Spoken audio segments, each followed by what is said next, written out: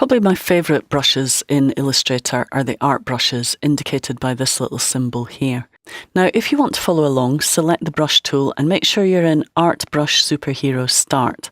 And you'll see I've placed in here a rough sketch that we're going to trace. So I've got the head and the body.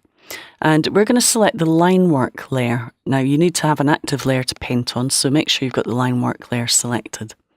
Now, if you're not already in the painting workspace, you can choose a painting workspace, which will open up your brushes.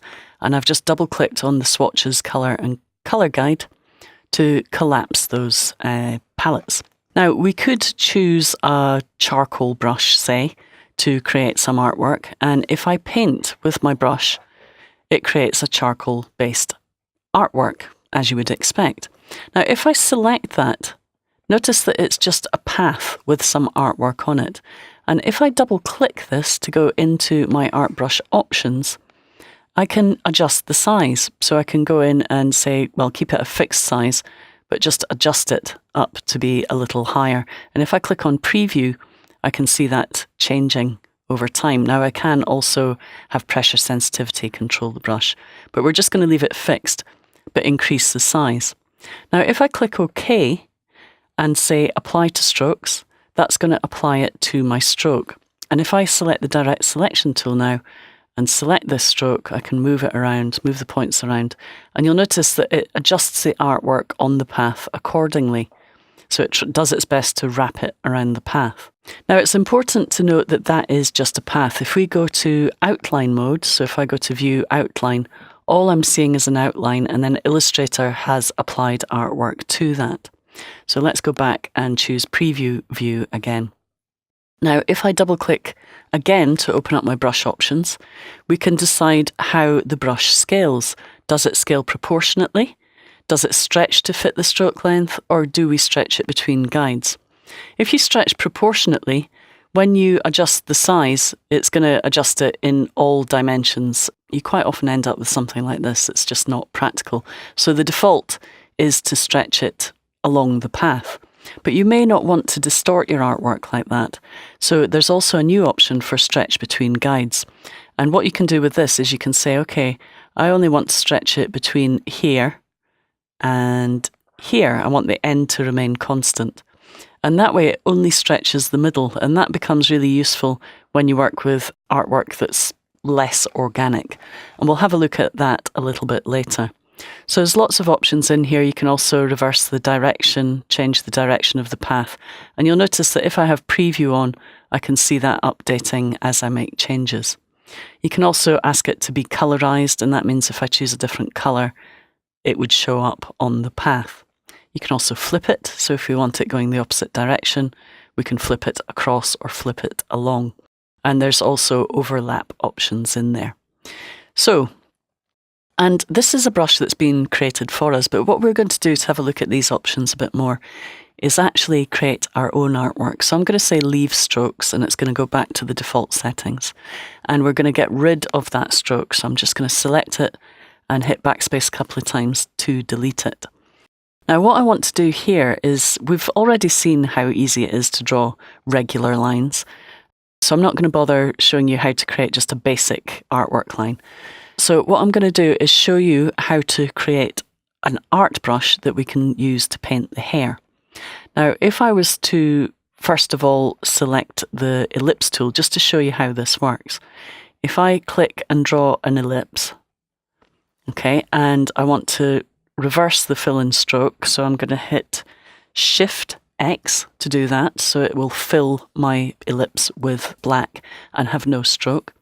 And then go up here to the art brush menu and say new brush. So that's in the wing menu of the brushes panel.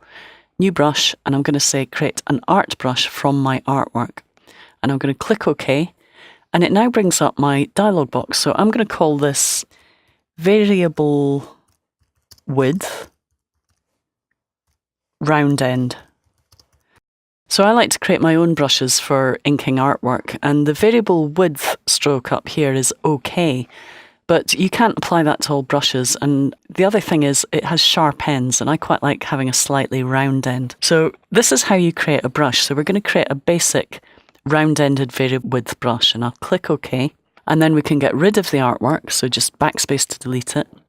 And with that selected, my variable width round end, I can select my brush tool and start to paint. And basically, it's stretching that across my artwork. So I've got this lovely weight of brush. And again, I can go into the settings if I want to and just adjust it so that it uses pressure sensitivity as well. So maybe it goes between 44% and say 190%. Slightly different from the calligraphic brush. You set a range between sizes here. And when I click OK and say leave strokes as they are, and now paint a new stroke using my brush tool, I can use a combination of pressure sensitivity and that variable width. So that's how you create art brushes, okay? So what we're going to do now is create something a little bit more interesting. What I'm going to do is select my pencil tool and just scribble. So I'm just going to create a little scribble. And let's do another one that's a bit tighter. So put the lines tighter together. And one more. And you can hear me scribbling away on my tablet there. So we've created some artwork. We're going to select one of those. I like this one the best. And I'm going to go to New Brush, again in my Brushes panel, Art Brush, and I'm going to click OK. So this is now my new brush. I'm going to leave the settings as they are and click OK. And then I'm going to delete these. I might keep these two because I might use them. So let's just keep them to the side. Now what I'm going to do is start to paint. So I'll select my brush tool. Now I've called it Art Brush 1. I should really call it Hairbrush. So let's type in hair. So we'll call it Hairbrush 1. Now I've accidentally had that selected when I did that. So let's just delete that and get rid of it. But if I select my brush tool now, I can go up to the hair and start painting these multiple lines. Okay.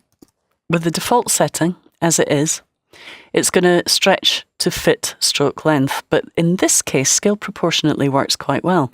And if I also make it pressure sensitive, so do it from about 50% to about 150%, and now brush with that, you can see I can create these really lovely feathery hair strokes by creating my own artwork brush.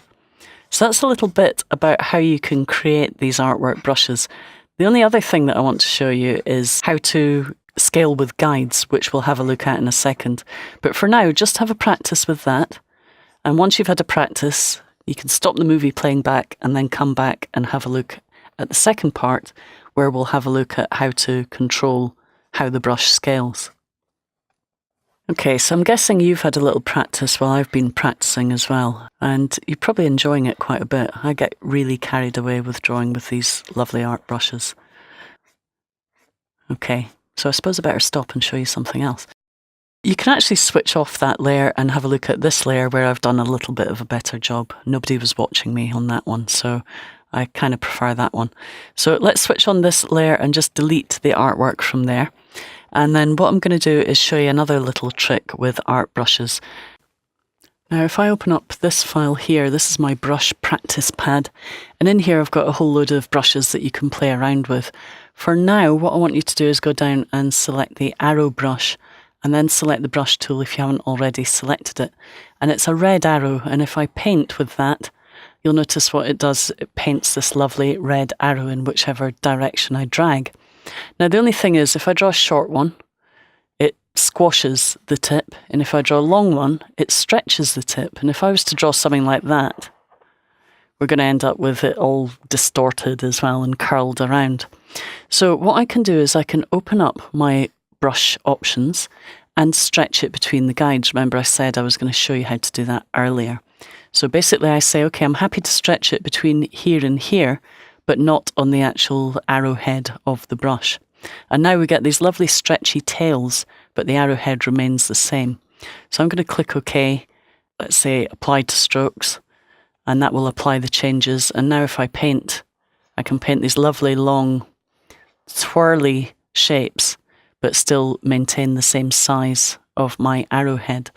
Similarly, if we select those and choose the paintbrush, we get the same problem. Notice how on this one the stroke is really curled. If I open up my paintbrush options, and again we just put some guides in, and say, I only want to stretch the wood, I don't want to stretch the tip, you'll see that now the tip remains the same. If I apply it to the strokes and then just delete that and now paint some new ones, we should get the same length of tip, but the wooden part of the brush is stretching.